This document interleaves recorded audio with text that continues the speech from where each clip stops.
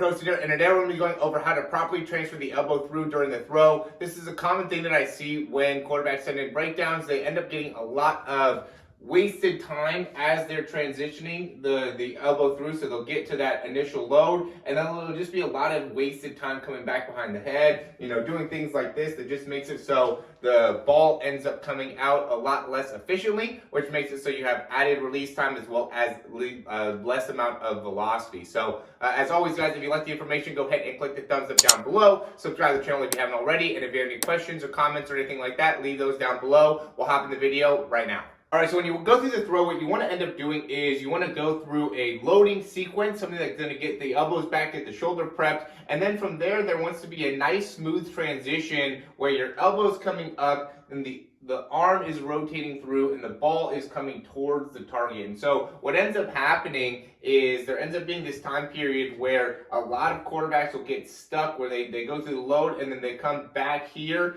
and the ball ends up back behind the head. Instead of keeping the ball a little bit more away from the body and making it so there's just a nice easy transition where the ball comes back and then comes right up and through. And the big thing that happens, or the big reason that happens, is that as you're loading, what ends up happening is there ends up being this time period where instead of bringing the elbow through, right, and focusing on being able to allow your shoulder to stretch, you end up going and bringing the ball back behind the head, and it ends up just being a biomechanical thing that we need. So what happens with the shoulder is we want to be able to stretch it before we shorten it. I talk about this a lot, the stretch shortening cycle. It's the same thing that, when you load for a jump, you need to first go and load before you can spring through. It's the same type of thing with the shoulder. So what you need to do is you need to be able to create some type of stretch before you can actually create power and the force that you need to throw the ball. And so there's a couple different ways to actually stretch the shoulder, and one of them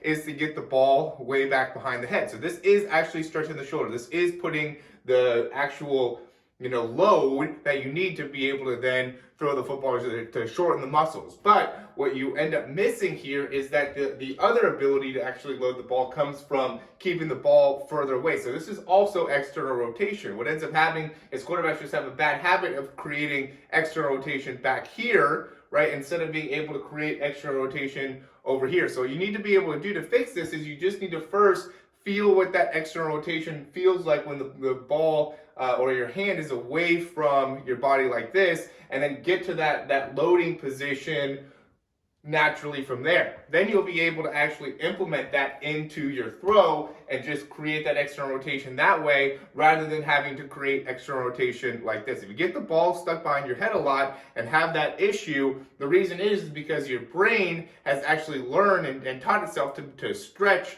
by getting the ball back there, right? And that's not necessarily incorrect, because you can actually do that. That's not like a thing that isn't possible, but it's just inefficient, right? To be able to throw the ball more efficiently, you want to be able to create that stretch with the ball further away from your body. So be able to work on just stretching out further away from you, and that should help you in making it so you don't waste too much time back here. You'll be able to get the ball coming smoothly straight through when you're actually throwing. All right? As always, guys, thanks for watching the videos. If you have any questions, you can leave those down below. Subscribe to the channel if this has been beneficial for you in any way. And if there's anybody that you know that will improve by watching this video, please share it with them just to help them in better understanding and clarifying how to throw the ball better. As always, whenever we do these videos, check out Quarterback University. Check out some of our free content down below. We also have I have my contact information down below. If you have any questions, you could always reach out to me through there. And always, guys, thanks for watching these videos. I really appreciate you. We'll talk to you soon.